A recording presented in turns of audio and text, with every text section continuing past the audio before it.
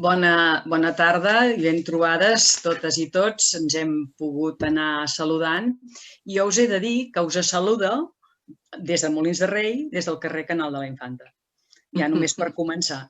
Aquesta és la primera informació que us he de donar.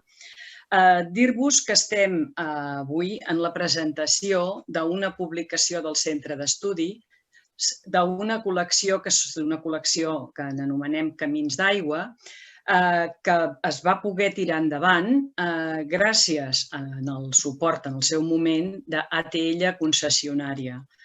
Va ser en el moment en què l'empresa d'Aigües Ter Llobregat, per part de la Generalitat, va ser concessionada al grup Acciona, concessió que després finalment es va revocar l'any 2019. Aquesta, per tant, és una col·laboració efectiva d'aquesta empresa. Al començar, us he de dir que en les col·laboracions sempre hi ha la implicació de les persones.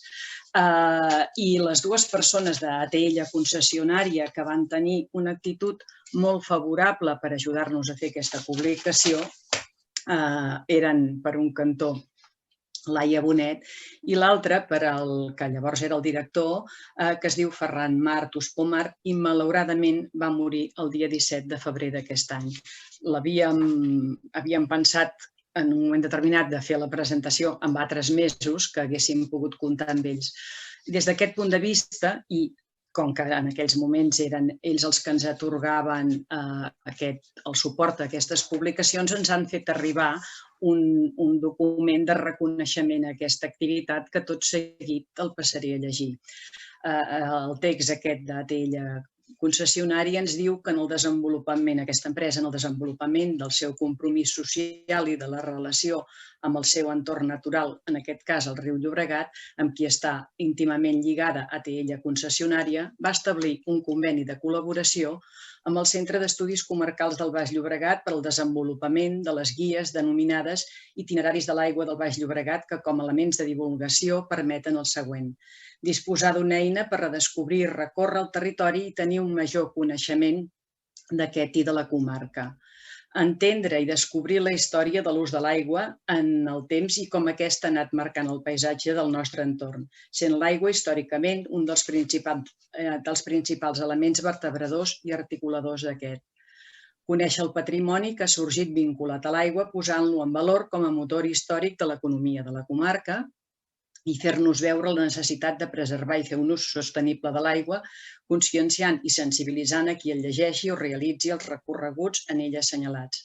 En aquest tercer quadern reviu i ens permet descobrir la història de ja més de 200 anys del Canal de la Infanta i del seu llegat històric.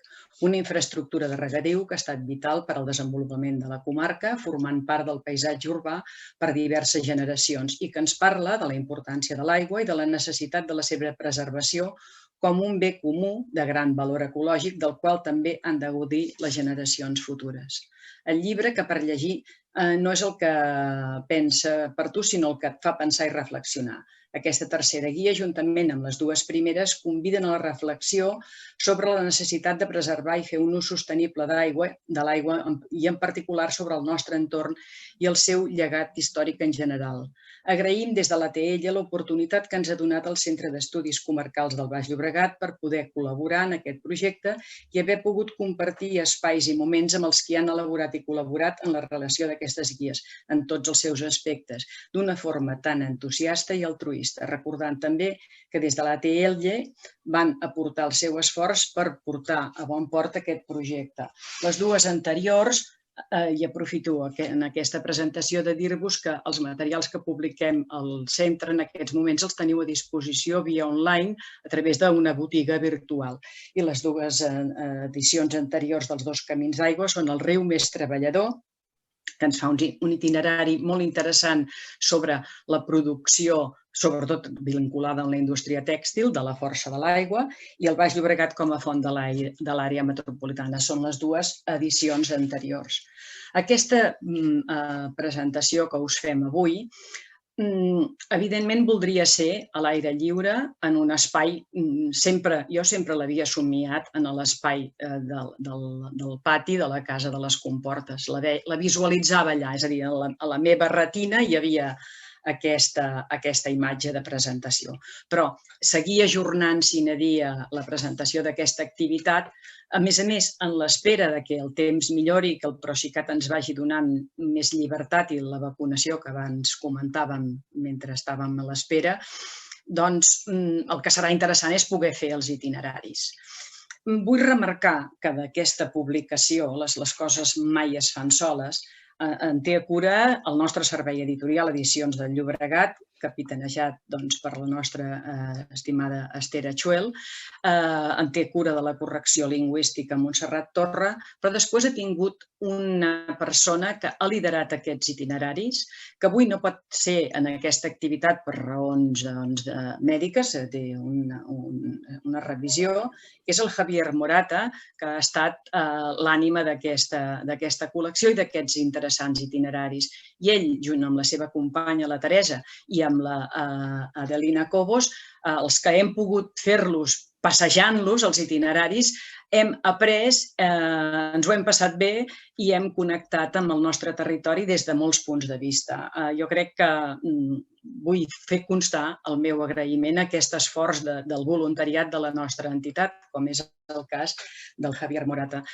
La resta de persones que han intervingut per la col·laboració d'aquesta guia són la Gemma Tribó, que tot seguit després us farà el context històric del que és el Canal de la Infanta, el Roger Lloret, la Clara Bargalló, que és la que us explicarà l'itinerari concret de Molins de Rei, que és el que ella ha treballat, l'Esther Achuel, el Joan Bonic, l'Ignasi Doñate i l'Irineu Castillo.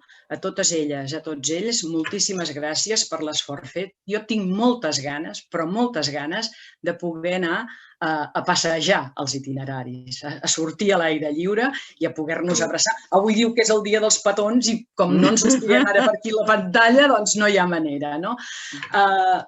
M'enrotllaria molt si hagués de parlar del canal, vivencialment, i per tant només us faig 3 pinzellades. Jo vaig anar a l'escola Alfons XIII, avui en dia escola del Palau. En tant, quan l'esmorzar no m'agradava, l'esmorzar anava a parar al canal, perquè des de la reixa de l'escola hi havia allà el canal. L'altre record en forma de flaix. La Genoveva Bernabéu era la meva àvia, va venir d'Alacant i havia rentat roba per les cases més benestants de Molins de Rei al canal. I jo formo part de la generació que vam assumir responsabilitats públiques a Molins de Rei als anys 80 i vaig participar d'alguns debats en aquells moments del PSUV sobre la necessitat o no necessitat de cobrir el canal. Recordo un company, un regidor, una persona molt vinculada al món de la pagesia, que deia que el que havíem de fer és sanejar l'aigua, que no l'havíem de tapar. Bé, són reflexions d'un moment històric. Jo crec que si en aquells moments l'Ajuntament hagués decidit que no es cobria el canal, a Molins de Rei hagués hagut una rebel·lió, perquè realment les molèsties que ocasionaven, que abans, quan començaven a parlar-ne amb el Joan Bonic i demés, eren increïbles. Tot plegat és fruit d'una època, però el canal, i en aquests dies us recomano un article d'una revista que és la que publica la coordinadora de centres d'estudis, que es diu Frontissa, un article de l'Esther Achuel on fa un relat molt interessant sobre el canal i sobre l'esforç cooperatiu del conjunt de pagesos que volien accedir al dret a l'aigua per garantir uns conreus. El canal també és un símbol de civilització del nostre territori. No em vull deixar d'agrair en la presentació a una persona que durant molts anys de la meva vida laboral ha estat a prop meu, comunicant-me la seva saviesa, que és el Joan Arús, l'enginyer municipal de Molins de Rei, que crec que les persones que van confeccionar aquesta guia també van poder comptar amb la seva saviesa i el seu bon consell. Res més, en tot cas, agrair-li al Xavi Paz, que avui ens facilita que aquesta activitat estigui concretada a Molins de Rei. Jo, si surto al balcó, veig la casa de les aigües, de les comportes. Per tant, en aquest paisatge segrestat per la pandèmia, benvingudes i benvinguts tots a aquesta presentació, amb l'espera que molt properament la puguem gaudir tot passejant pels entorns del nostre territori. Res més, gràcies i tens la paraula, Xavi Paz. Moltes gràcies, presidenta. Si em permeteu, trencant una mica el protocol, abans, evidentment, de donar-vos a tots la benvinguda virtual a Molins de Rei i les bones tardes a tothom, però, si em permets, presidenta, jo crec que, malauradament, aquest any de Covid estem agafant molts deutes, molts compromisos o coses que ens estem deixant pendents i, per tant, que la presentació d'avui no estalviï el fet que en un moment donat puguem fer alguna activitat a l'edifici de les Comportes o puguem fer, conjuntament amb el Centre d'Estudis Comarcals, aquesta passejada, si més no, en el tram de Molins de Rei del Canal de la Infanta i que ens ensenya el llibre. Perquè és evident que la virtualitat d'avui, que ens acompanya, però no és capaç de substituir, evidentment, l'agenda habitual i el olorar, el veure, el passejar i el gaudir d'aspectes, infraestructures com el Canal de la Infanta. Bé, d'entrada, permeteu-me que m'havia apuntat 3 grans idees, perquè jo crec que avui hi ha molta més gent que en sap del Canal de la Infanta, evidentment, però com a Molins de Rei, dir-vos, primer de tot, evidentment, és un agraïment cap al Centre d'Estudis Comarcals, per la seva actitud sempre batalladora, constructiva, pedagògica, divulgadora i, per tant, a vegades tocar-nos al costó, a vegades col·laborativa, però jo crec que absolutament imprescindible pels nostres pobles i per la nostra comarca. I en aquest cas posa el punt i el focus en una infraestructura, i algú pot pensar, carai, Canal de la Infanta, quan parlem, si em permeteu, al Baix Llobregat d'aves, de soterraments, d'aeroports, doncs parlem d'una infraestructura que ja fa més de 200 anys, que va ser cabdal per la comarca i pel país, ho explica el llibre, es veu, sense el qual no es podria entendre la història dels nostres municipis i de la nostra comarca. Jo sempre sabeu que m'agrada explicar la història de Molins de Rei i s'explica a partir de fets històrics, de moments. Hi ha el 1819, que és un moment que explica l'explosió agrícola, evidentment. Hi ha el 1857, que explicaria l'arribada del ferrocarril i, per tant, l'esplendor industrial que ve com a conseqüència, però, escolteu, abans ve l'aigua, abans ve el regadiu, abans ve el Canal de la Infanta, del qual celebràvem els 2 anys fa molt poc. Segona consideració, i això en cabit i contextualitat a la comarca. Mireu, m'ha semblat molt interessant el debat que feia i apuntava la presidenta respecte al debat que s'hagués pogut generar o que es va generar en el moment de Molins de Rei, concretament, sobre si s'havia de, diguéssim, cobrir o no el Canal de la Infanta. Jo soc un ferm defensor, permeteu-me, i avui aquí que hi ha molta gent que ha viscut moltes batalles, doncs un ferm defensor de tota la feina que tant des de la part institucional com des de la societat civil s'ha fet a la comarca del Baix Llobregat. S'ha fet una feina, jo crec, ingent, que segurament en algun moment no s'hagués pogut mai imaginar. I que ara ens configura una comarca cabdal per entendre l'àrea metropolitana, que podem dir i podem estar molt orgullosos, crec jo, malgrat les dificultats, malgrat les coses pendents que tenim encara, malgrat els reptes que tenim al davant, perquè sempre la vida és repte continu, però l'equilibri que ha arribat d'activitat econòmica i de preservació del medi natural. L'equilibri entre infraestructures, en algun moment donat, i espais per gaudir i espais per disfrutar la comarca. Aquest equilibri entre un front marítim, muntanyes del Baix, el Parc de Collserola, el Parc Fluvial del Llobregat i espais i racons del Canal de la Infanta, evidentment amb el que representa la comarca pel país. I això no s'ha fet sol, això s'ha fet gràcies a la feina molt ingent, contínua, perseverant, a vegades lluites, a vegades debats intensos, que s'han pogut fer en el seu moment. I, presidenta, si em permets, i com a Molins de Rei, és evident que jo crec que a Molins tenim, potser, i ara deixo la porta oberta, tenim una espina clavada i una que hagués pogut ser o no. Tenim una espina clavada, que és que el pont de Carles III no el tenim, i ve d'aquella època també de segurament una poca sensibilitat, diríem, pel patrimoni, per la història, pels nostres monuments, i potser aquest debat que diu si s'havia de cobrir el canal de l'Infanta o no. És evident que jo crec que amb els criteris de l'època, que havíem de conquerir els criteris actuals però que no els teníem, doncs aquella decisió va estar molt ben presa. Jo la defenso. Una altra cosa és evident, si em permeteu aquest paral·lelisme. Què hagués passat si hagués hagut una altra sensibilitat per preservar el pont de Carles III? Doncs que ara mateix el Baix Llobregat, amb un pont majestuós com el pont de Carles III entre Sant Vicenç i Molins de Rei, doncs tindria un element molt més important de patrimoni històric. Què hagués passat si ara mateix tinguéssim el passeig Terraplè, com alguns encara el recordem, presidenta, i com el veiem? I, evidentment, sanejat, perquè ningú el planteja fer-ho com estava, sanejat. Home, doncs segurament tindríem un encant, no tindríem un encant de passeig com en tenim ara, però segurament tindríem un altre encant. Bé, però això, en qualsevol cas, no ho podem saber. Però sí defensar que les decisions es prenen segons els condicionants de l'època. Jo crec que això sí que és important.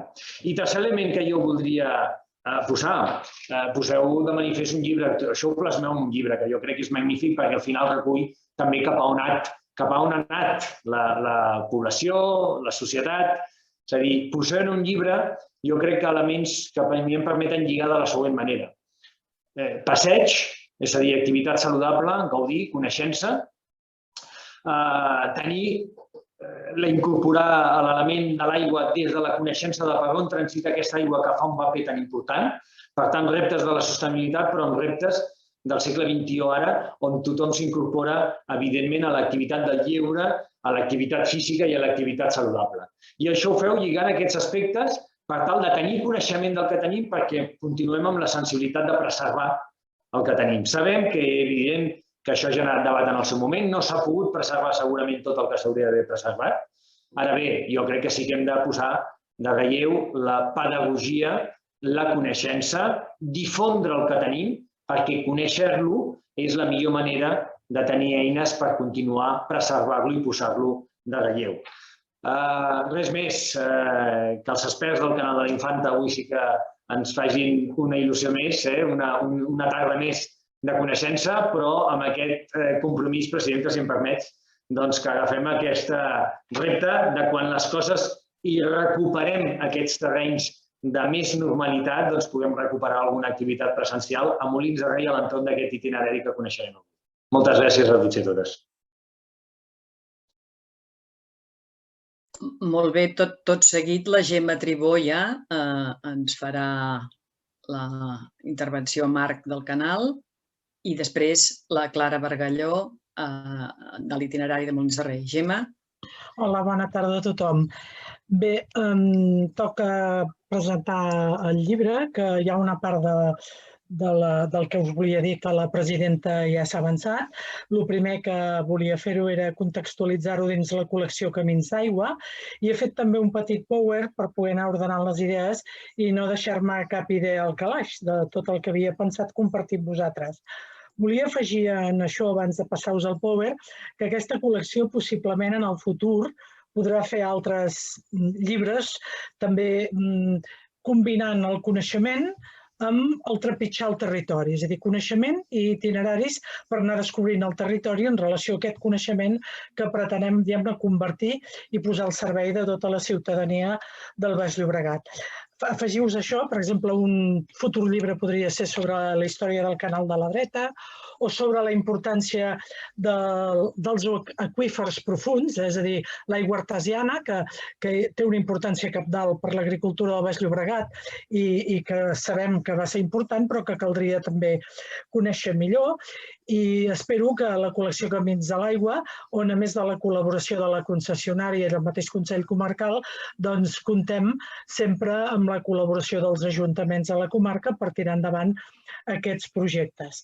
Un cop dit això, intentaré ara, a veure si me'n surto, és el primer dia que ho faig, cada dia prenc coses noves, d'agafar el Power i anar seguint ordenadament les idees que volia compartir amb vosaltres. A veure, aceptar. El anfitrión compartió, diu que no puc posar-ho, això. Esther. Bueno, jo continuo, diu que no m'ho deixa fer. Ho tinc obert, Esther? Esther, el micro. Sí. No, perdona. No, et deia que teòricament pots compartir-ho, no... Ah, doncs no. Ah, mira, calla, ja està això, no? Vale. Aquí teniu el Power que he preparat i la Beba ja us ha dit que el llibre que presentem avui és el tercer de la col·lecció... A veure... Camins d'aigua. Sí, Camins d'aigua. I ara vols fer el favor de passar? És que li dono... Ah, vale. El primer ja us ha dit que era el del riu més treballador, que era l'aprofitament energètic del riu, de l'aigua del riu de la part baixa del Llobregat. El segon era l'aportació, diguem-ne, de l'aigua potable a l'àrea metropolitana i el nom, el títol és molt escaient, el Baix Llobregat, font de l'àrea metropolitana, i aquest que veieu aquí, aquesta portada, és el llibre que presentem avui, que és compartir amb vosaltres tot el coneixement que s'ha anat acumulant sobre el canal de l'Infanta, la seva història, totes les vicissituds que ha passat al canal i convertir aquest coneixement en 7 itineraris. En aquest cas, parlo dels 7 itineraris, però les fotografies i les imatges que veureu després són només del tram de Molins de Rei pel fet que fèiem la presentació a Molins i insistíem sobre, diguem-ne, la història del canal, en aquest cas a Molins de Rei, i ja anirem fent les presentacions als altres pobles on cada poble hi aportarà una mica la seva especificitat. La Beba també us ha dit qui havia participat. Només us volia comentar que a mi em tocarà fer aquesta reflexió històrica que us deia i que els 2 primers itineraris que he posat a la llista, que és l'1 i el 7, que són responsabilitat del Lloret Ríos, són itineraris que a algú li poden xocar perquè és Martorell, Castellbisbal i Sant Joan d'Espí, Sant Boi. Aquests itineraris tenen una justificació molt important perquè el Roger Lloret, que carinyosament li diem el policia de les aigües del Llobregat, és el que més en sap sobre la contaminació del riu i la història del riu en aquest tram baix. Ell, com a enginyer que és i bon coneixedor de totes les solucions tècniques que s'han donat en la xarxa, diguem-ne, del canal de l'Infanta per anar resolent bé o malament la degradació del canal aquestes últimes dècades, ell va explicant aquesta història i ho ha de connectar amb tota la xarxa hidràulica de la part baixa del Llobregat. Per exemple, no s'entén que el canal de l'Infanta als anys 80 fos una claveguera a cel obert si no s'explica que l'any 68 es van desviar les aigües industrials contaminades de la riera de Rubí del riu Anoia cap al canal de l'Infanta. I aleshores aquestes coses quedaven fora del context geogràfic del canal i el Roger Lloret ens ho explica molt bé i jo us remeto a que us ho llegiu. Crec que no em toca allargar-me. Igual que tampoc em toca allargar-me amb els altres itineraris perquè el segon l'explicarà després la Clara Bargalló, que és el tram al Papiol Molins de Rei.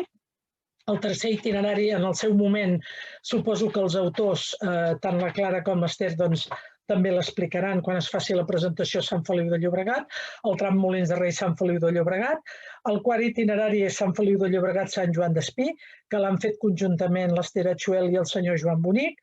I el cinquè, que és Cornellà Hospitalet, la responsabilitat és de l'Ignasi Doñate.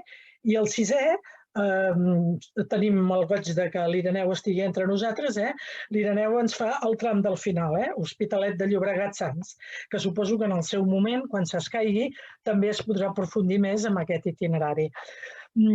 Ja us ha dit la Beba, quan feia la seva presentació, que en Javier Morata ha sigut generós i els seus coneixements tècnics han servit una mica per aclarir algunes qüestions difícils per als historiadors acadèmics d'entendre, i ell, quan ha estat necessari, ha demanat assessorament en Joan Arús, en Gregorio, que va ser el salvador del canal durant molts anys, a persones de la Junta del Canal, i entre la seva actitud, diguem-ne, d'intentar resoldre els problemes tècnics i complementar-ho amb tot l'altre coneixement que teníem, la suma de tot plegat ha fet possible que poguéssim fer dissenyar itineraris i construir aquest llibre, que és un esforç col·lectiu. A partir d'ara, la presentació del llibre, diguem-ne, globalment ja està feta, i el que ara faré és una mica la feina de sintetitzar-vos la història del canal. El títol que he posat a la meva intervenció és Orígens, història del canal de l'Infanta. Intentaré, en el moment de cloure la meva intervenció, valorar l'impacte del canal en les transformacions, diguem-ne, de l'economia de la comarca, bàsicament les transformacions agràries i les transformacions industrials. I el guió que seguiré us el comparteixo amb tots vosaltres. En primer lloc, unes reflexions prèvies, que seria recordar, suposo que tots vosaltres ho sabeu perquè sou uns lletraferits i sou molt savis, però tinc l'obligació de recordar que abans del canal de l'Infanta ja hi havia una estructura hidràulica important que es va construir a finals del segle XII, és una concessió del rei Alfons II d'Aragó, que volia participar, perquè la corona, a més, ho necessitava per la seva economia, dels guanys de la molineria, és a dir, volia dominar els molins medievals de la molta de blat, que eren molt important i donaven molts ingressos, i el rei havia concedit a Montferrer, etc., no ho explicaré ara la història, la possibilitat de tenir un molí de 12 moles, i per activar les rodes d'aquests molins es va fer un rec a finals del segle XII que agafava les aigües a un petit assut que hi havia al Papiol, arribava fins a Molins de Rei, a la zona, diguem-ne, del carrer de Baix, passava per on està ubicat actualment l'antiga fàbrica Ferrer i Mora, que ara hi ha l'edifici del molí, la restauració és l'actual biblioteca de la vila, i una mica més enllà girava en direcció al riu i tornava les aigües al riu Llobregat. I aleshores aquest rec vell va ser una font de riquesa per l'economia de la zona i la situació va portar, diguem-ne, molts beneficis econòmics a la vila de Molins de Rei i també a la corona, perquè eren molins reials i d'aquí ve el topònim de la vila de Molins de Rei.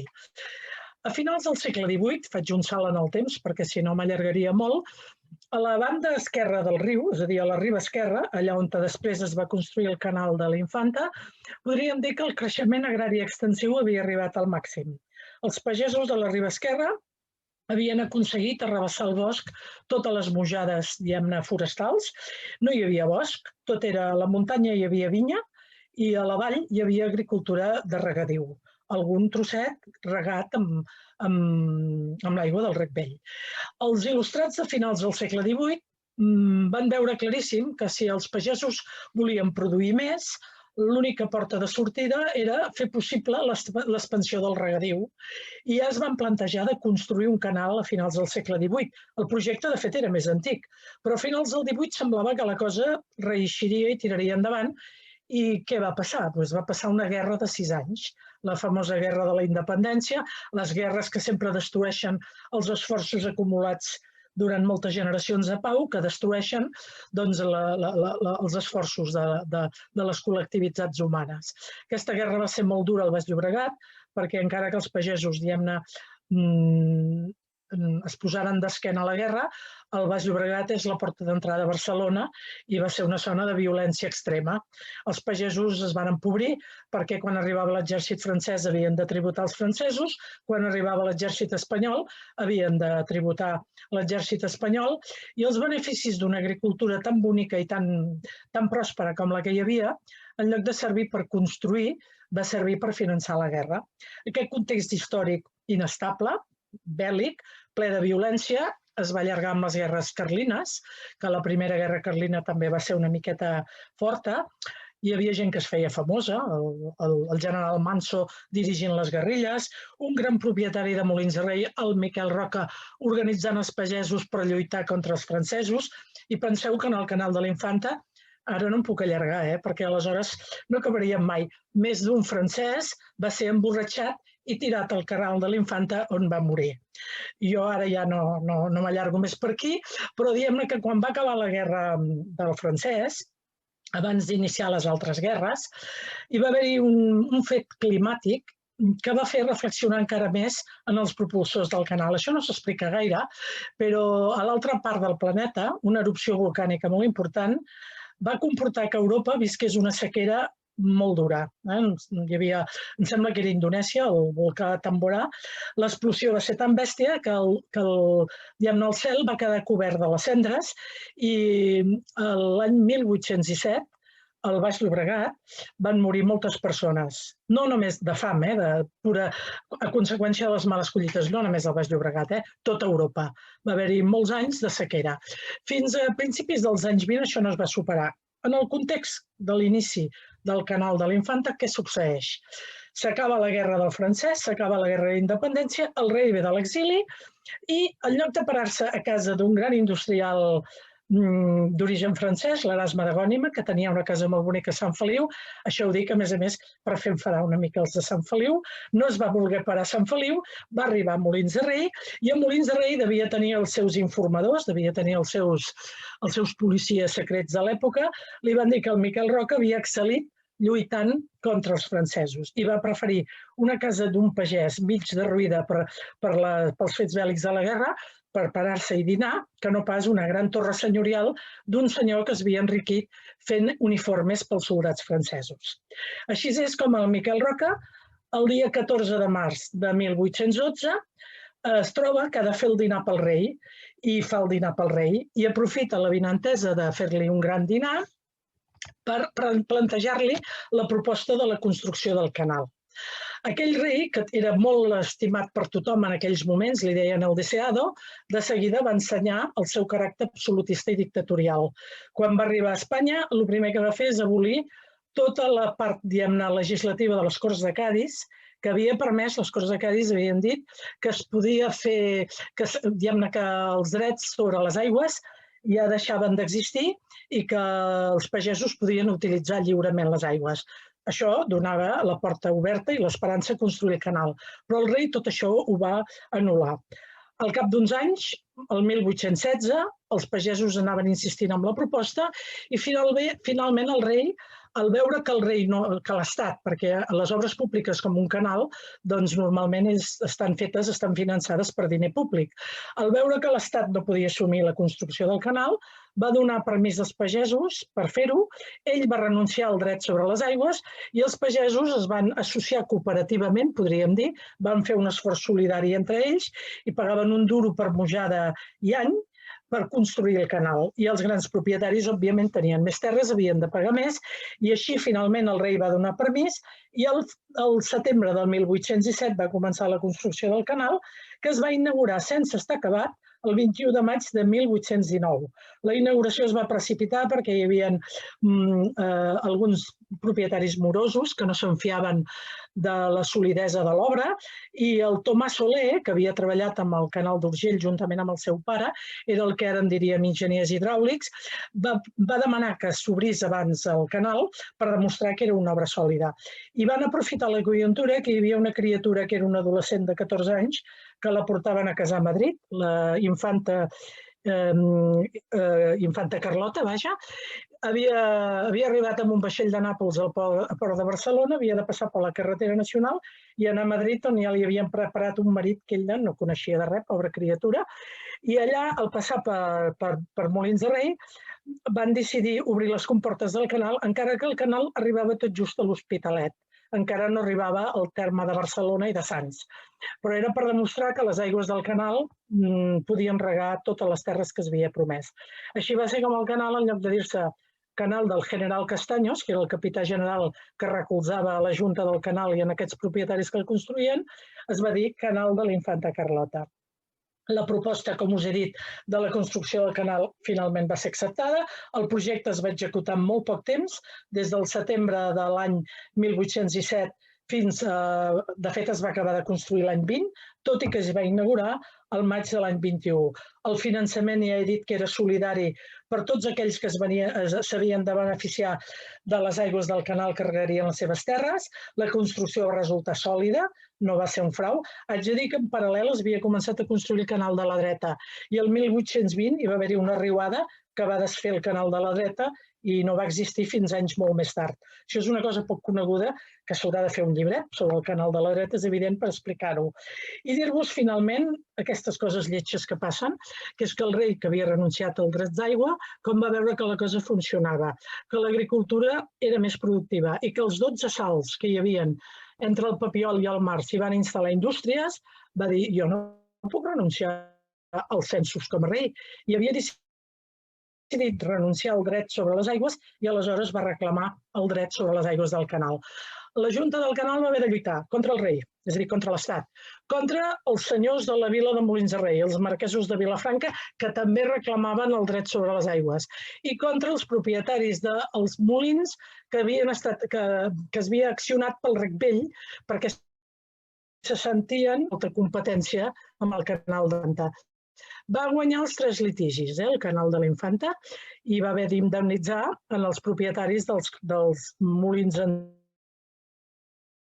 anteriors. La reclamació dels antics senyors, penseu que els drets reials es van començar a reclamar el 1824 i que el litigi jurídic no es va acabar fins al 1877. Però va guanyar el canal i la cosa va anar endavant. L'impacte econòmic del canal de l'Infanta no cal que us expliqui gaire perquè el coneixeu tots. El primer de tots és que es va aconseguir sistemes de conreu, de rotacions de conreu amb moltes collites gràcies al regadiu i que es va convertir en el motor de la indústria de la comarca. Els 16 salts del canal van activar, diguem-ne, les moles, per exemple, d'un molí de Campeig, que era una tintura per a la indústria tèxtil, hi havia un molí de marbre, hi havia molins fariners, n'hi havia de tot tipus. I dir-vos que la valoració global és positiva perquè l'economia de la riba dreta va ser, a mitjans del segle XIX, era una economia mixta agricultura-indústria que aportava molts beneficis als pagesos de la zona. Si voleu, acabo aquí, o si voleu us passo també unes fotografies que són molt boniques. Són només del canal del tram de Molins de Rei. Fotos, Gemma, sí. Fotos sí, home. Aquest és el plànol. Si veieu aquí els noms dels pobles, Molins de Rei, aquí hi ha Santa Creu d'Olorda, que aleshores era un municipi autònom, que va ser agregat a partir del 1916 a Sarrià, Molins de Rei, Sant Feliu. Després teniu Sant Feliu, Sant Joan d'Espí, Cornellà, l'Hospitalet i Sants aquí al final. I les fotos són molt boniques. Aquí és el Rec Vell que està entrant a Molins de Rei venint del Papiol. Fixeu-vos que aquí dius el canal tenia que ser d'1,5 metres d'amplada, però com que això era un talús de terra i la terra anava caient, això es anava eixamplant i portava molta aigua, realment portava aigua al Rec Vell. Això també és el Rec Vell.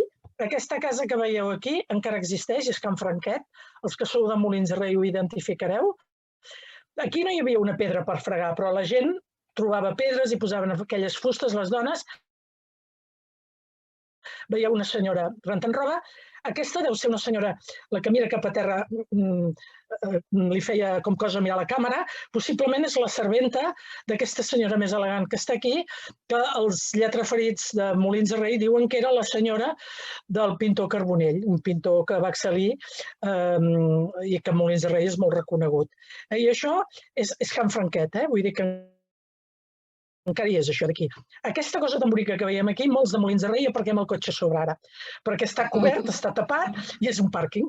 I mireu quin paisatge tan bonic i tan idíl·lic. Aquí és la continuació d'aquell tram. Si veieu aquí, el campanar ja és el campanar de la postguerra i aquí s'ha travessat el carrer Verdaguer, aquest tros que veieu aquí és de Can Negre i és un tram que va cap als molins. Encara no ha arribat a l'accionament, diguem-ne, el Rec Vell no ha arribat a accionar els molins. Aquest tram és la continuació de l'anterior, amb una casa que ha desaparegut, que jo encara vaig arribar a veure-la, la qual cosa vol dir que tinc bastants anys, que no us diré quants, però que en tinc bastants, perquè aquesta casa jo l'he vista, i ara fa molts anys que ja està derruïda, i aquí el Rec Vell ja surt de la zona industrial dels antics molins i de la fàbrica Ferrer i Mora, que és aquest edifici tan bonic que veieu aquí. Continua passant el mateix que us deia abans. Aquí hi ha un mur de contenció, tot això són horts de les cases del carrer de baix, que no estava edificat, però com que aquí hi ha un talús de terra, això es va eixamplant, tot i que hi ha aquests arcs per reforçar el pas del canal. El canal continua i aquí ja veieu, aquesta foto té que ser després de 1929 i potser posterior perquè les escoles tenen un pis més i aquí veieu ja els ponts i s'està urbanitzant tota aquesta part de molins per enllaçar amb el que és l'antic terraplè. Ha sigut a tapar a la cobertura del canal. Aquí veieu la fàbrica i anem avançant.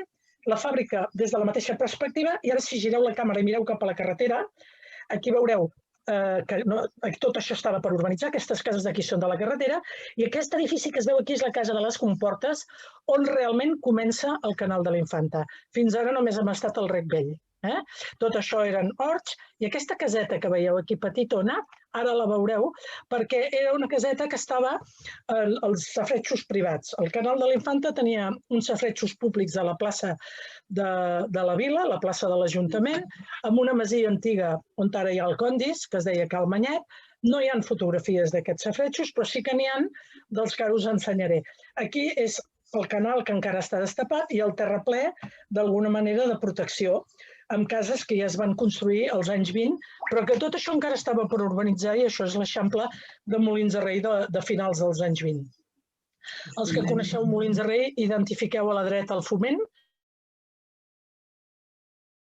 que es va inaugurar el 1921, a l'esquerra la casa d'un metge, el doctor Fàbregas, i com el passeig del terraplè comença a urbanitzar-se de tot dit, perquè aquí al mig veieu un pal d'electricitat al mig del carrer encara, i tot aquest canyissar d'aquí és el canal. Aquesta és una fotografia entranyable, és una fotografia del segle XIX.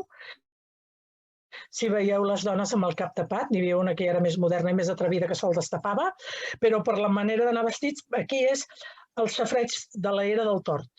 Aquí es pagaven 5 cèntims i gairebé una part del poble trobava que aquest safareig era més avinent que el que estava a la plaça de l'Ajuntament i venien a regar aquí. Hi ha fotografies del rentat de la roba, no n'hi ha de nens nedant o senyors pescant, però també es pescava perquè l'aigua era molt neta i hi havia nois que a l'estiu s'hi refrescaven i nadaven per aquí. Ai, perdoneu. Aquesta és la mateixa visió que veieu. Es pot identificar molt bé aquest arbre que és molt jove, això és finals del segle XIX. Aquest arbre va créixer molt més gruixut, per tant la fotografia exterior i quantitat de dones rentant roba impressionant. Que molt petitones, però n'hi ha moltes. La fotografia està feta de lluny. És una postal, això, Al fons continuem veient el molí. Una altra fotografia entranyable és aquesta d'aquí, devia ser l'hivern, devia fer fred i la gent no rentava tant, hi havia menys gent rentant, i aquí es pot veure aquesta casa encara, i la que ve a continuació té molta gràcia perquè és el mateix indret, això devia ser un plataner, i aquest arbre a la casa, on veieu també tot de dones rentant la roba. Si anem adelantant, això encara és Rec Vell, a partir d'aquí, què ens trobem? Ens trobem que l'aigua del Rec Vell s'embassa conjuntament aquí i aquesta banda d'aquí són les comportes del Rec Vell que continua baixant les aigües al Llobregat i aquestes comportes d'aquí són les comportes que seleccionen l'aigua, diguem-ne que fan de partió i que posen l'aigua cap al canal de la Infanta. L'edifici vist pel darrere està claríssim. Aquí al mig el guarda del canal devia fer el seu hort i a la dreta devien estar tancades les comportes del canal de la Infanta. Fixeu-vos aquest nen que s'ha decidit fotografiar. Llavors, fotografies. Fa molta gràcia, un tauló i una criatura aquí sentada. I aquesta aigua és aigua del Rec Vell que se'n torna cap al riu. Hi ha moments en què aquí el Rec Vell està buit i el canal està pleníssim. Depèn de les necessitats, del moment de rec i de les... Veieu, el Rec Vell, aquestes cases que hi ha aquí encara existeixen, el que passa que això està tapat, però si veniu a passejar per Molins, aquestes cases encara estan iguals. Aquí és la mateixa visió, Aquesta casa d'aquí no existeix, aquesta està derruïda, la casa de les Comportes està aquí al darrere i aquí és la mateixa perspectiva. La mateixa perspectiva, una altra visió, però en canvi la casa ja no hi és i la casa de les Comportes, això sí que ja és el canal de la Infanta. Aquest és el primer tram del canal de la Infanta. Aquí és també una perspectiva. Aquest local, aquest espai d'aquí, és on es va presentar el primer llibre que es va fer sobre el Canal de la Infanta el 2015. És un pati que pertany a la Junta del Canal de la Infanta. I aquí és la part del davant que us he ensenyat abans, que es pot veure, fixeu-vos quan l'aigua, aquí hi ha la senyal, quan l'aigua estava superplena, això era com un gran estany. I aquí hi ha la part de la dreta és el Rec Vell i la part de l'esquerra és, diguem-ne, el Canal de la Infanta. Aquí ja estem els primers ajuntaments democràtics que han explicat a la introducció i que jo ara no m'allargaré, rates, mosquits, el Canal de la Infanta convertit en una claveguera a cel obert. Molt diferent d'aquell Canal de la Infanta que acabo d'ensenyar un Foment. Aquí on hi havia el talús de terra es fa un mur de contenció, s'eixampla l'espai, però el pas següent ja serà degut a les reivindicacions i les lluites veïnals i al fet que era una claveguera a cel obert per tot el que hem explicat, ja es comencen a posar mans a l'obra de cobrir el canal i aquí ja l'obra va avançant. Aquesta imatge és la primera pedra. Si us hi fixeu, hi ha en Pasqual Maragall i l'alcaldessa Antònia Castellana, que va ser la primera alcaldessa democràtica de la vila, i la fotografia següent és del mateix dia. Jo crec que aquesta cosa que tenen aquí de vidre, aquí devien posar allò que posen quan posen la primera pedra, el senyor Pasqual Maragall tal, i ho devien posar dintre de la primera pedra, que és el protocol que es fa quan s'inauguren aquestes coses. I aquí ja és la Casa de les Comportes, no com està ara, perquè l'anterior consistori, aquesta part d'aquí, la van runar, perquè aquí hi havia una màquina que jugava a aixecar les comportes del Rec Vell. Però què passava amb aquesta construcció? Que no hi havia quasi vora via perquè els vianants que passaven per allà passéssim i cada vegada que passaven per aquí en jugàvem a vida. I això ara ja està tret i la Casa de les Comportes queda just, diguem-ne, només aquest edifici que veieu aquí. I ara ja simplement dir-vos que gràcies a que tenim un bon arxiu municipal amb un fons fotogràfic bo i que també el Museu de Molins de Rei ha conservat moltes d'aquestes fotografies, us he pogut fer aquesta presentació molt ràpida, però penso que també té gràcia veure les imatges. I jo ara ja ho deixo aquí perquè crec que la Clara ens explicarà l'itinerari per Molins de Rei. Ho fem així? Si després hi vol haver-hi algun debat o algú vol fer preguntes, aquí estem. Sí. Gràcies, Gemma. Fantàstic el recordatori de les fotografies. Jo trobo que és bonic. El que passa que em sap greu, perquè diguem-ne, molts no sou de Molins i us hem posat molt Molins de Rei, però bueno, mira, paciència. Ens ubicarem a cada municipi, no patim. Vale. Jo ara ja surto, d'aquí. Sí. I ara agafaria la paraula a la Clara. Clara, endavant, si vols. Bona tarda. Doncs jo sí que soc de Molins i a mi m'ha agradat molt el ràpid de fotos, Gemma, o sigui que jo t'ho agraeixo molt perquè ja que no podem físicament estar a Molins ni físicament desplaçar-nos per l'itinerari, almenys jo la veritat és que he viatjat i reconeixia realment els diferents indrets del poble, així és que moltes gràcies per al recull d'imatges. Doncs la meva intervenció, de fet, no diré res que no s'hagi anat explicant, però potser fer una mica més d'èmfasi en el recorregut, només seré una mica més cutre que la Gemma, faré així un pantallazo, però diguéssim aquest és el llibre primer, que també feia menció la Gemma, que vam publicar i amb motiu també per commemorar una mica l'aniversari de la construcció del canal, i és el llibre a partir del qual una mica ens ha servit de base per després poder fer els itineraris. Jo quan algú faci l'itinerari el remetria a que abans o després llegís el llibre perquè és el que té més contingut, diguéssim, a l'itinerari fa el seu objectiu, que és guiar les persones perquè sobre el terreny puguin reconèixer els diferents elements de patrimoni que perduren del canal. Però, clar, el seu objectiu no és explicar aquests elements de patrimoni. I, per tant, crec que és important remetre a que, diguéssim, la visita in situ per l'itinerari vagi lligada a la lectura conscient posterior o després del llibre del Canal de la Infanta, La recuperació d'un patrimoni, que segur que en el centre d'estudis n'hi ha ple d'exemplars perquè no el tingui, que també pugui recórrer aquest llibre. Llavors, una mica el que deia la Gemma, a mi em va tocar col·laborar amb el segon i el tercer itinerari del llibre, i tots els itineraris tenen com a punt de partida i punt d'arribada un transport públic. Estan pensats perquè les persones puguem fer els itineraris a peu i a través del transport públic. El primer itinerari comença a Papiol, no comença a Molins, però jo crec que és important també subratllar-ho perquè les aigües del Canal de la Infanta venen del Rec Vell i si volem entendre el Canal de la Infanta hem d'entendre d'on agafa les seves aigües. Per tant, el primer itinerari comença a l'estació de Renfe, a l'estació d'Adif del Papiol. Llavors, quan sortim de l'estació, creuem la carretera, creuem la via de l'AVE i anem a parar.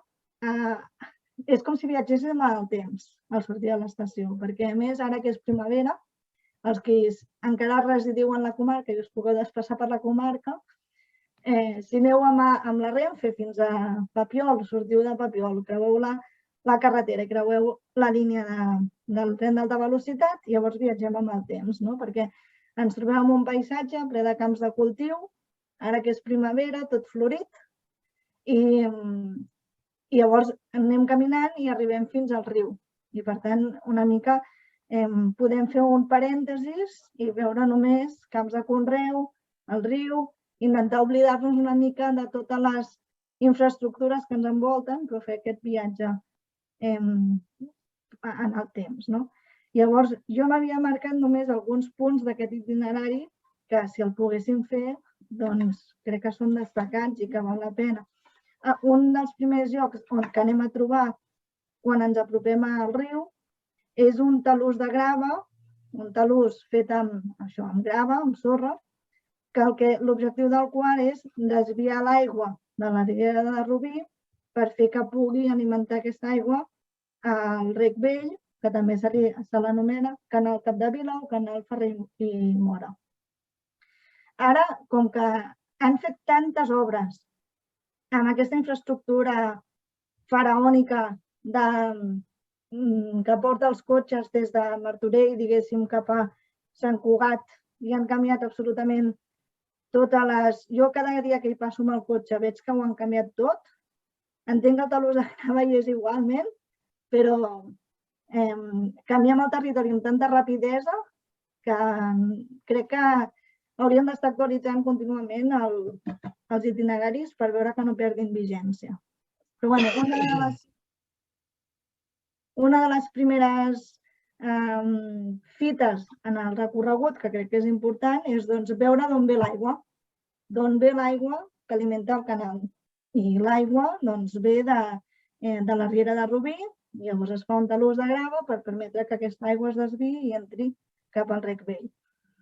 Un altre punt de l'itinerari és veure el moment on la riera de Rubí desemboca en el riu Llobregat, per entendre una mica també el paisatge, la hidrografia i entendre això, que la riera de Rubí desemboca en el riu Llobregat i que en un moment determinat es desvia una part de la seva aigua perquè alimenti el Rec Vell.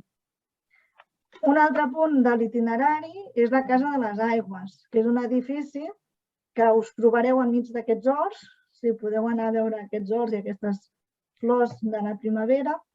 Hi ha un edifici que és la Casa de les Aigües i en aquest edifici es recullen les aigües de la riera de Rubí i també del riu Anoia. I aquestes dues aigües seran les que alimentaran el canal Capdevila o el Rec Vell. Anteriorment, en altres èpoques, el riu Llobregat també havia donat aigua per a aquest Rec Vell que posteriorment alimenta el Canal de la Infanta. però actualment les aigües del canal de la Infanta provenen només de la riera Rubí i del riu Anoia.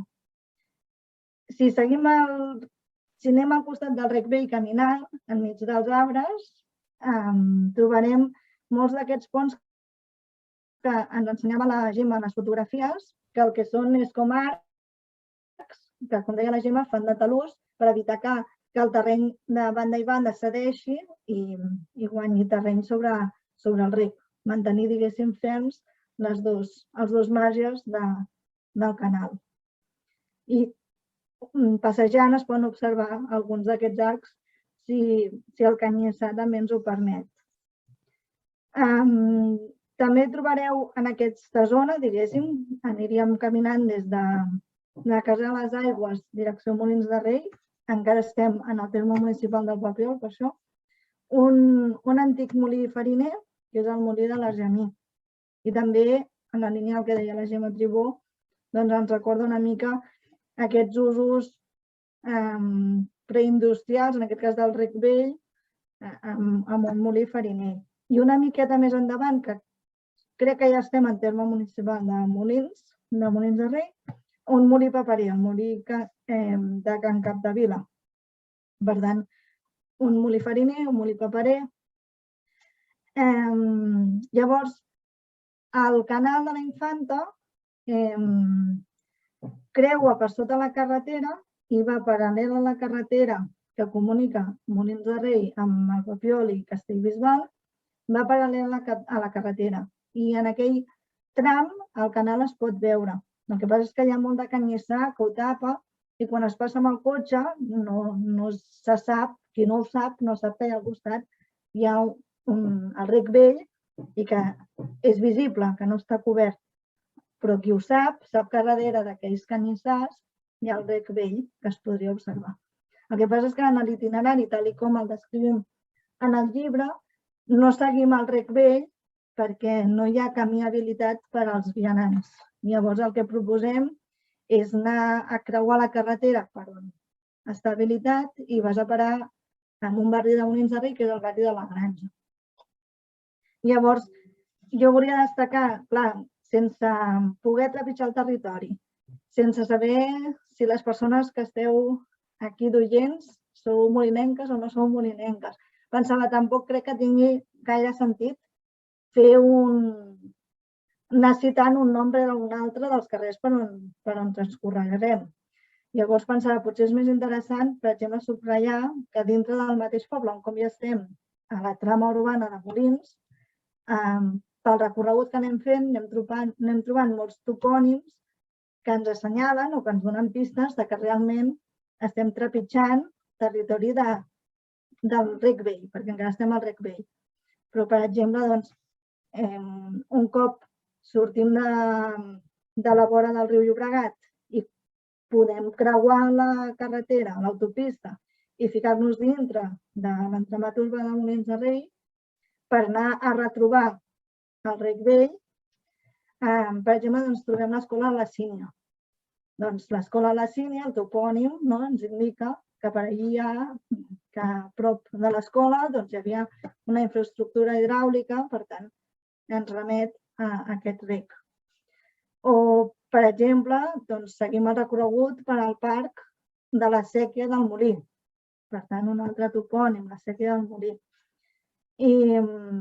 I avançant amb el nostre recorregut, arribem a la plaça del Molí, on hi havia hagut la fàbrica Ferrer i Mora, que utilitzava també les aigües del rec.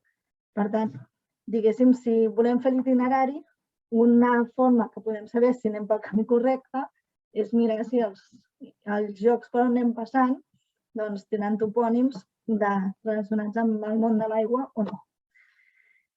Llavors, aquest itinerari, el segon capítol, el segon itinerari, acaba el recorregut a la casa de les Comportes, diguéssim.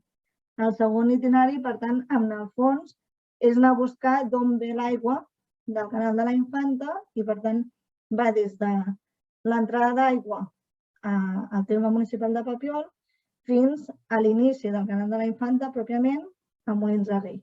I llavors, en aquest segon itinerari, ja anem a l'estació de Renfe a agafar el tren per tornar cadascú a casa nostra. Llavors, el tercer itinerari, que seria el següent capítol, comença a l'estació de Renfe de Molins de Rei i acaba a l'estació de Renfe de Sant Feliu de Llobregat. Llavors, el que seria, diguéssim, la següent trobada que farem, que l'Ester Gachuel ha fet aquest recorregut per Sant Feliu, realment jo només subratllo que comencem a la Casa de les Comportes, que és on realment comença el Canal de la Infanta. I llavors, diguéssim, el que fem en el tercer itinerari és seguir una de les regadores que alimenta el Canal de la Infanta. Perquè el Canal de la Infanta no només és la infraestructura principal per on passa la major part de l'aigua, diguéssim, sinó que té moltes regadores, moltes sèquies, tota una xarxa, tot un entramat per donar cobertura, per poder donar accés a l'aigua a moltes terres. I llavors, tots els autors del llibre consideren també important, més enllà de resseguir el recorregut, diguéssim, de la branca principal, donar també a conèixer tota aquesta xarxa secundària vinculada o alimentada per les aigües de la xarxa principal. Llavors, en un moment determinat d'aquest tercer recorregut, es va al Parc de Mariona. El Parc de Mariona té un passeig, que és el passeig Menéndez y Pelayo, que de fet el passeig no és pla, sinó que el passeig té forma de semicercle i llavors precisament té aquesta forma perquè per sota hi passa el canal i per tant fa aquesta forma ovalada. De fet no hi passa el canal, ara ho explico, però bueno. Llavors el que fem és passar per sobre d'aquest passeig i arribem al final del passeig a una regadora, que és la regadora Ginabreda.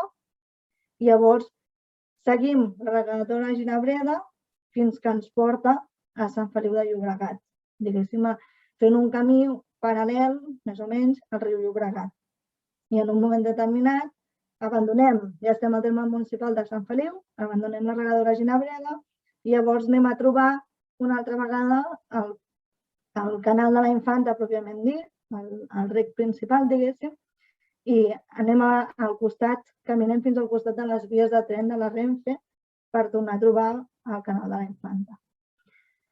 Llavors, en aquest segon tram, en aquest tercer itinerari, doncs també trobem molts topònims.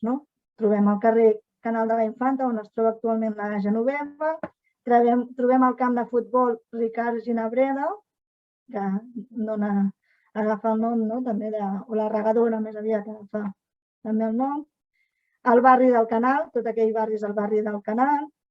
Després també trobem el carrer General Castaños, per tant, també el mateix que dèiem, que en aquest tercer itinerari ens pot donar pistes de si anem sobre el terreny o no, fixar-nos en la topografia de tots els llocs per on ens desplacem. I llavors només fer aquest aclariment de que el traçat originari del Canal de la Infanta era un, que anava des de la Casa de les Comportes, diguéssim, en línia el més recte possible, anava a trobar la carretera que comunica Molins de Rei amb Sant Feliu i seguia paral·lel a la carretera que comunica Molins de Rei amb Sant Feliu. I ara mateix enganxat a la via de tren de Renfe que va des de Molins de Rei fins a Sant Feliu. De fet, si vas assegut al tren i t'hi fixes molt, pots veure el canal al costat de la via del tren i és també part de l'itinerari que es proposa en aquest tercer itinerari per connectar des de Molins fins a Sant Feliu. Aquest era el traçat original, de la Casa de les Comportes, el més recte possible, a buscar la carretera i paral·lel a la carretera fins a Sant Feliu. El que es va voler és fer que les aigües en si, més enllà de soterrar-lo, fer que l'aigua no passés per dintre el poble. I per tant, quan encara l'aigua no arriba a la Casa de les Comportes, sinó quan encara és el rec vell, quan just entra dintre el terme municipal de Molins o dintre sent més precisos, de l'entramat urbà de Molins de Rei, es fa un bypass i es desvia l'aigua del canal, en comptes de deixar-lo anar en línia recta, es fa un bypass i es desvia i es fa vorejar Molins de Rei. Es fa fer-li un quadrat, les aigües. Per tant, actualment, diguéssim, per la casa, les comportes en si, més enllà que estigui soterrat i no ho puguem veure, teòricament, excepte, suposo, per tasques de manteniment o de més, fins i on jo sé, ara no hi passa aigua, perquè l'aigua s'ha desviat i voreja, diguéssim, l'entramat urbà. I quan anem a la regadora Ginabreda, precisament aquest carrer, que és el Benéndez Pelayo, que dèiem que era corbat, és el canal de bypass que torna les aigües cap al canal originari per poder anar cap a Sant Feliu. Llavors, diguéssim, més o menys, on hem dit a l'escola de la Sínia, les aigües són desviades i el canal Menéndez Pelayo, i el carrer Menéndez Pelayo, que nosaltres recorrem per anar a la regadora Ginabreda, les aigües tornen al seu traçat originari cap a Sant Feliu. I fins aquí la meva intervenció, perquè volia ser breu i una mica que fos entenedora o assenyalar els elements principals, també sense necessitat de remarcar carrers que ara no podem trepitjar. Gràcies, Clara. El que hem de fer és fer la passejada. Hi ha una cosa interessant de tots els itineraris que es fan sempre, es parteix des de determinats punts de transport públic. Per tant, quan els puguem fer, quan els anunciem, us serà relativament fàcil l'accessibilitat per poder-los fer. I és evident que els itineraris són per això, per trepitjar-los. De totes maneres, us animo a que perquè estan molt ben senyalitzats amb ortofotos, que es diuen, em sembla, i per tant el que ens està explicant la Clara es pot seguir molt bé veient la publicació, però les ganes de fer-ho així fent una caminadeta. A més, tots els itineraris estan a l'entorn de 8 quilòmetres en avall, entre 5 i 8 quilòmetres, passejades festives que esperem que quan estiguem força gent d'aquesta una mica més grandeta vacunada es puguin fer i puguem tornar a una normalitat. Si us sembla, obrim un torn de paraules. Potser que demaneu paraula pel xat perquè som 47 participants i, clar, em sembla que tenim 3. Diria que el Jordi Xavier Romero diria, no sé si és que aplaudia o si és que aixecava la mà, que demanava la paraula, doncs tota seva. Potser era un aplaudiment, jo també li he aplaudit amb una manera d'aquesta de la Clara. Vale. Però si teniu ganes de dir coses, doncs, escolta, podem dedicar una estoneta, vull dir, segons les ganes que tingueu. No tenim... L'Ignasi, va, que tu això és un dels teus temes. Bona tarda. Molts temes tenim, molts. Em sembla que tots els que estem aquí toquem moltes tecles, potser masses, no?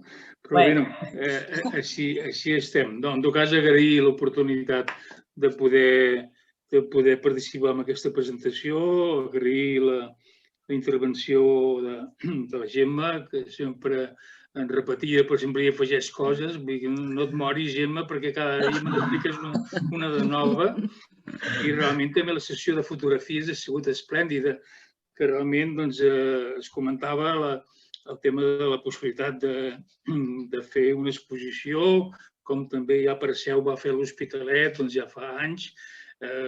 Jo crec que sí que seria possible i fins i tot a vegades és més econòmic l'exposició posar-la en un llibre ben il·lustrat que realment podria ser una font d'inspiració per a urbanistes i arquitectes de com recuperar el canal com una via d'aigua per millora del paisatge urbà de la banda esquerra de la Vall Baixa.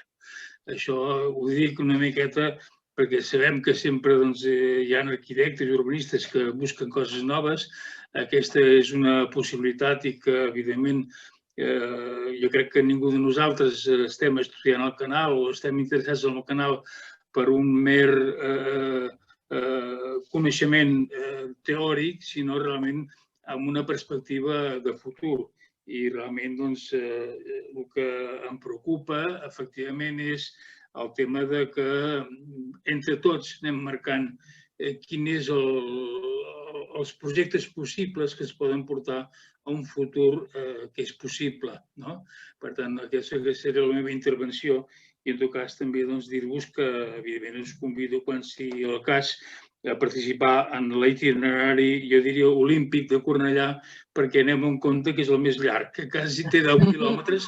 O sigui, és un itinerari que haureu de portar a Berena, haureu de fer una aturada. Ignasi, l'avantatge és que és el 5è, estarem entrenades.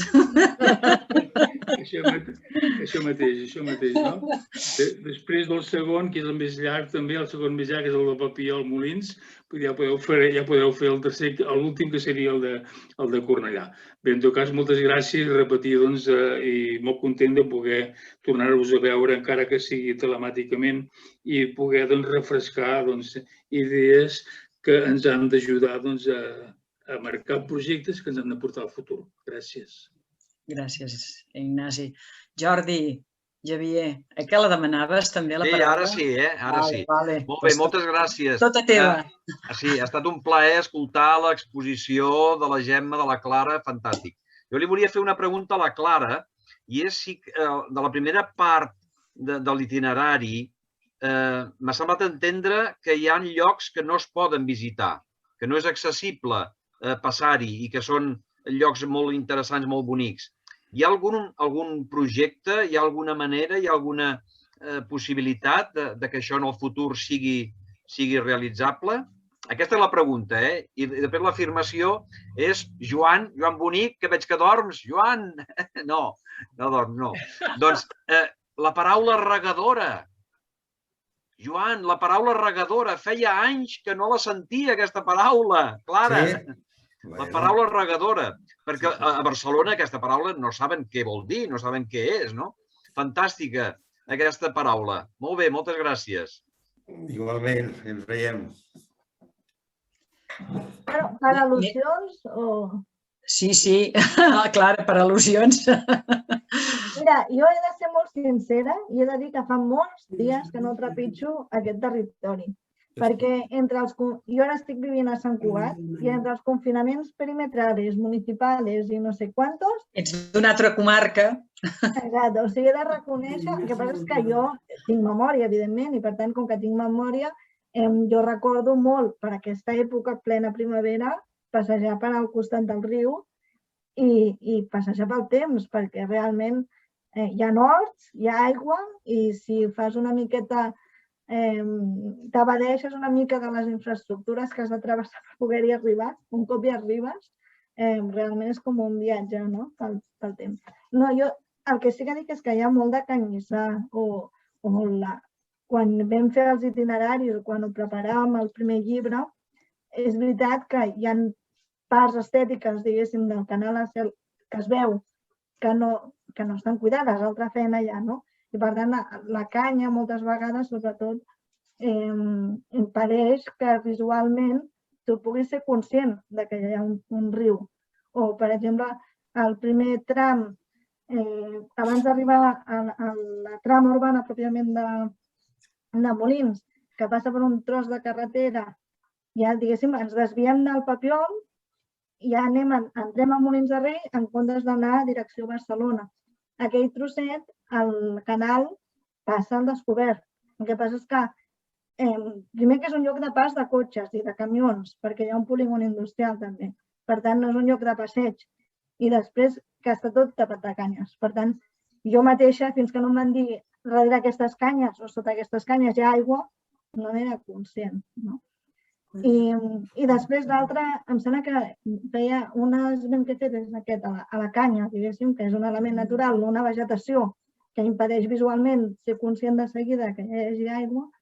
I després, tota aquesta infraestructura que estan fent, que crec que algun dia la inauguraran, perquè jo cada dia crego O per anar a Molins de Rei a visitar la família, vinc de Sant Cugat a Molins. O per anar a la feina vaig cap a Castellbisbal, cap al Papiol, i vaig per la carretera. Aquí estan fent unes superobres per poder anar des de Martorell, diguéssim, cap a Sant Cugat sense haver de passar per Castellbisbal. I amb aquestes obres estan transformant tot el territori. Estan fent no només l'autovia en si o l'autopista, sinó les carreteres. La carretera de Castellbisbal o de Molins de Rei a Castellbisbal, cada dia que hi passo em trobo una cosa diferent. I penso, si mouen la terra per fer la carretera, suposo que estan movent el riu. Sobretot aquest punt tan complex on es troba la Riera de Rubí, el riu Anoi, el Llobregat, no, mentida, perdó, menteixo, no? La Riera de Rubí i el Llobregat i aquest desviament d'aigües, no he anat cap a Martorell, no sé com està tot això, però no m'estranyaria que ho haguessin tocat, perquè amb les obres que estan fent allà. Entra directament, si vols. Dic si pots passar. Jo volia fer una petita incís sobre, Jordi, que has dit la paraula regadora. Si teniu ocasió i podem fer tots els recorreguts, sortiran paraules com les fioles, una paraula que molts la teniu poder una mica oblidada. La meva relació amb el canal, avui per avui, encara rego i toco l'aigua del canal. Amb el Xavier, que ho vam recórrer junt amb en Gregorio, crec que varen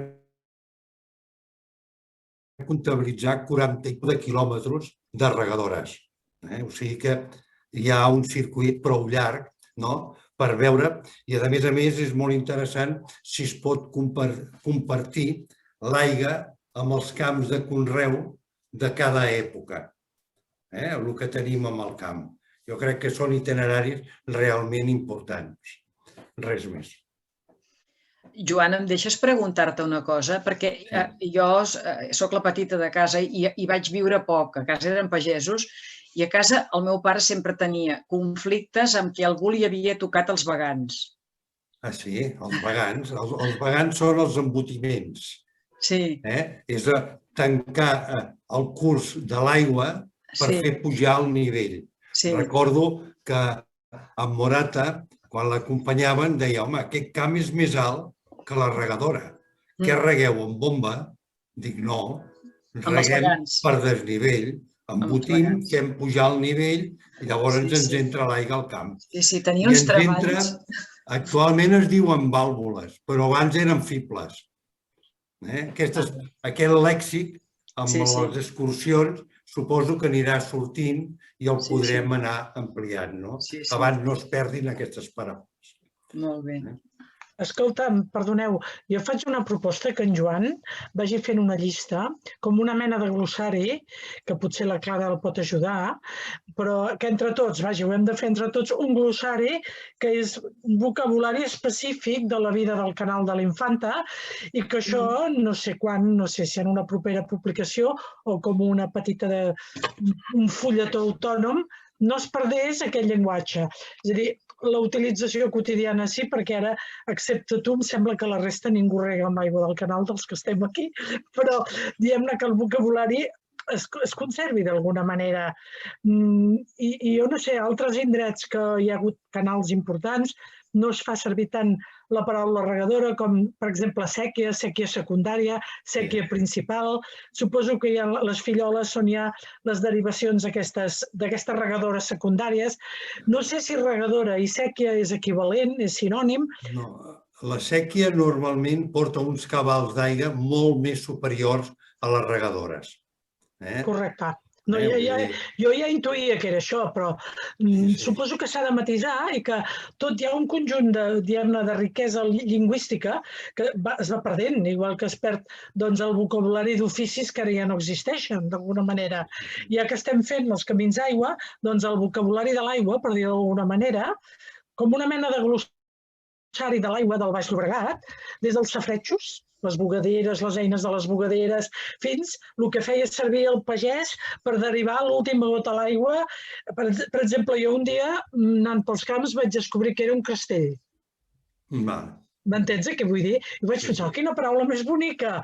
I em costaria explicar-ho ara, però hi ha paraules que, clar, en la teva vida no els has fet servir, que són de generacions anteriors. I si estem fent un esforç per respectar el patrimoni de la pedra del canal, del testimoni arquitectònic del canal, i estem lluitant per revaloritzar el patrimoni del canal, que no ens el van deixar que fos un patrimoni, com es diu, un bé patrimonial global, perquè estava fraccionada la propietat, ho van atribuir que cada ajuntament se n'encarregués i cada ajuntament fa dinàmiques diferents, no? No sé com dir-ho, mirar de preservar també el patrimoni lingüístic vinculat a la vida del canal, perquè jo com a historiadora només m'he preocupat de la història i fins i tot el que és el testimoni arquitectònic l'hem desvetllat o l'hem fet emergir al construir els itineraris. Però jo només, el que jo havia reconstruït, ho havia reconstruït amb documents d'arxiu i amb lectures, per dir-ho així. Evidentment, el canal el conec perquè jo he viscut tota la meva infantesa i joventut a Molins de Rei. Però, clar, jo no el conec amb la profunditat que el coneix un pagès. I trobo que preservar també la riquesa lingüística de la vida del canal té la seva gràcia. Això que diu Gemma, i amb això acabaré, hi ha una paraula que a Sant Joan s'ha fet servir molt, que és el batiport. El batiport no és ni més ni menys que el sentit contrari del que fem a la regadora per pujar el nivell de l'aigua. El batiport era el que hi havia a les portes de les cases, hi havia unes guies i quan el riu sortia, perquè llavors sortia, perquè no entrés a l'aigua dintre de les cases, es anaven posant les fustes i llavors feia de paravanda, diguem-ho així. I que és el que nosaltres fem al contrari per regar, per pujar l'aigua. I llavors el batiport que s'emplea en termes urbans és perquè no t'entri a l'aigua. No sé si us queda una mica... Molt bé. Escolta, hi ha més paraules... Una paraula més demanada. Em sembla que l'Ignasi Doñates que li ha quedat la matxacada, però en canvi el Marc Rius l'ha aixecada. O potser l'Ignasi també vol parlar, no ho sé. Bueno, escolta, el que tingui, que hagi aixecat la mà, perquè si no ens ho dieu pel xat... El Marc, doncs connecta. Bé, una mica una anècdota també relacionada amb el vocabulari que parlava ara el Joan. Aquí a Sant Feliu també en diem batiports i el que és el carrer del Torrent i el carrer dels Arbres encara hi ha cases que ho tenen amb això. I una altra anècdota seria que relacionat amb els vagants. Aquí a Sant Feliu hi havia un home que feia vagants, tenia una botiga que l'administrava la seva dona i l'evolució del llenguatge que feminitzen els noms doncs era coneguda com a Cala Vagança. De vagant a Cala Vagança. I no és perquè anés lenta, sinó era perquè feia vagants. Això és tot. Vinga. Aquesta paraula m'ha quedat, em feia molta gràcia això dels vagants. I sempre hi havia alguna polèmica perquè el veí no sé què havia tocat, bueno, coses d'aquestes. Més paraules. Els pagesos era habitual que es perdien l'aigua una a l'altra. Una a l'altra, sí, no. Vull dir, em venen records d'aquestes. Bueno, no, vull dir dues coses. Que aquí no hi havia tribunal d'aigües, al canal de l'Infanta. A la majoria de zones de reg hi ha un tribunal que en cas de conflicte dirimeix i posa pau. I aquí, no sé si era la Junta del Canal que havia d'acudir si hi havia un conflicte d'aquest tipus, però en principi, per exemple, tota la cultura de l'aigua del País Valencià, cada zona de reg tenia el seu tribunal de les aigües i aquí això no era així. I després he vist que el Jordi Xavier parlava de la xapolina. A veure, ja llavors ens aniríem al vocabulari i al llenguatge del món pagès. És curiós, perquè fixeu-vos una cosa, la xapolina, si tu dius xapolina al Prat de Llobregat, et diuen, què dius? Ho dius a Molins de Rei i xapolina tothom sap el que és. Amb tan poca distància hi ha denominacions d'eines de pagès que es diuen d'una manera o d'una altra. O millor dit, les xapolines no els interessava els del Prat pel tipus d'agricultura que tenien. En canvi, la gent que conreava terra de secà i que havia de fer treballs a mà tenia xapolina. Vull dir que és molt divertit. Jo només parlava de la cultura de l'aigua, però si voleu, de tota la cultura agrària podem fer el glossari. Gemma, perdó, hi ha una cosa important. La xapolina és per treballar la terra, però quan es rega, es fa servir una xapolina molt més gran que se'n diu un xapo. Un xapo, sí. I el xapo és per agafar més terra, per desviar l'aigua, tancar un soc i obrir un altre soc. Correcte. Això és un xapo. Sí. I l'altre és la xapolina. I quan treballem amb el sebolcar, el secà, fem servir els arpiots. Correcte. Són les dues pues perquè hi ha molta pedra. Sí. L'arpiot seria per despedregar gairebé. Exactament, que l'altra punta, quan el tombes, té el tall. Sí. Joan, tornen a preguntar per aquí en el grup del xat que expliquem què és el vagant.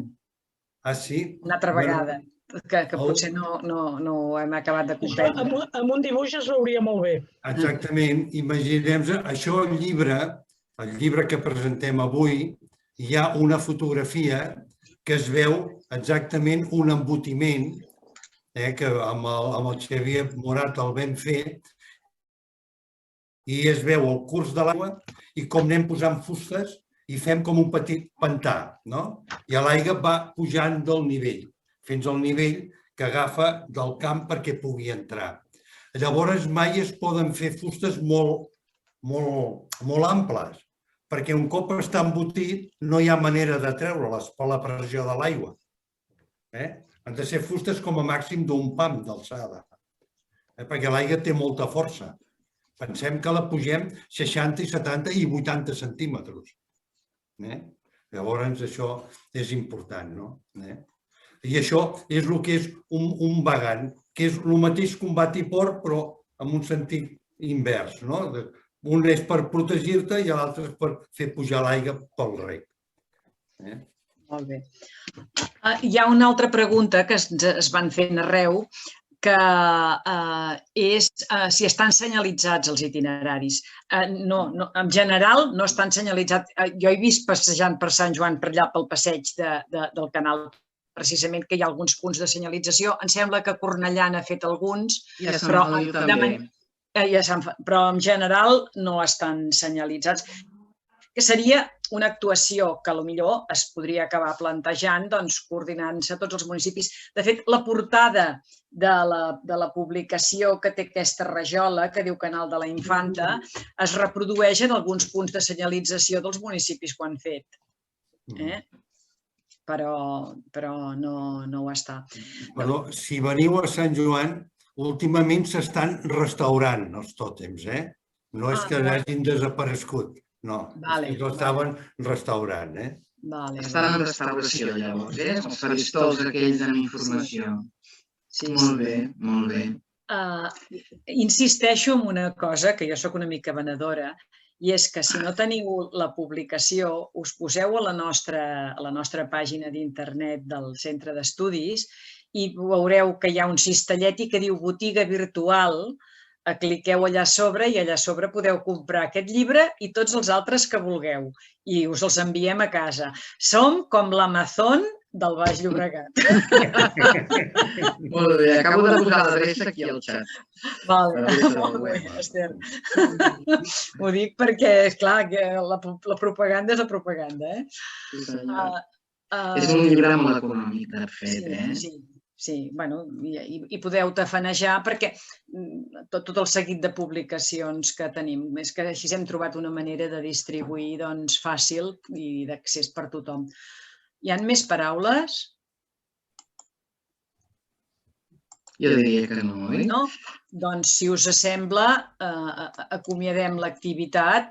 De totes maneres, no faig cap tancament específic, sinó reiterar les gràcies a l'Ajuntament de Molins de Rei per acollir-nos aquí en el carrer Canal de la Infanta. Després, a totes les persones que heu fet possible l'existència d'aquesta publicació. No em cansaré de dir-ho, que això és un esforç de treball col·lectiu molt important i que des del centre l'agraïm molt.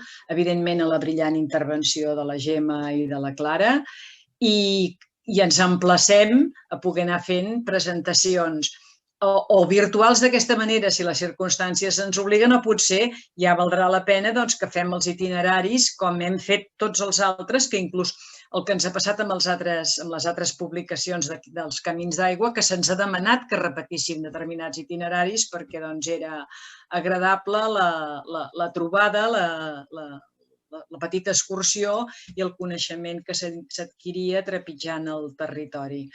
De totes les coses que heu dit, que crec que són molt interessants, potser val la pena recollir-les.